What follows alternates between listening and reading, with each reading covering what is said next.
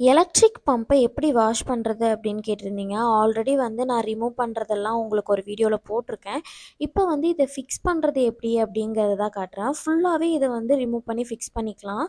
அதனால உங்களுக்கு வாஷ் பண்ணுறதுக்கும் ஈஸியாக தான் இருக்கும். அதுலேயே ப்ரஷ்ஷும் கொடுத்துருப்பாங்க. அதை வச்சே நீங்கள் வந்து வாஷ் பண்ணிக்கலாம். இப்போ இதை ஆட் பண்ணுற மாதிரி நீங்களும் வந்து ஒவ்வொன்றா எடுத்து ஃபிக்ஸ் பண்ணிக்கோங்க.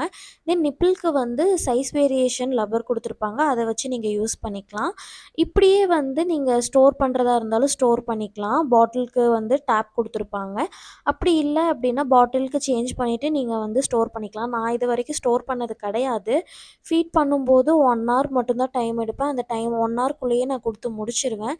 பட் இப்போ இருக்கிற கிளைமேட்டுக்கு வந்து நீங்கள் ஒரு 1 1/2 ஹவர்ஸ் வெளியே வச்சுக்கலாம். இந்த ஒரு டெம்பரேச்சருக்கு மேக்ஸிமம் வந்து ஃப்ரிட்ஜுக்குள்ளே வைக்கும்போது ஃப்ரீசரில் வைக்காமல் கீழே வச்சு யூஸ் பண்ணுங்கள். எடுக்கும்போது வந்து வார்ம் வாட்டரில் வச்சு அதுக்கப்புறமா டெம்பரேச்சர் வந்ததுக்கப்புறமா யூஸ் பண்ணுங்கள்.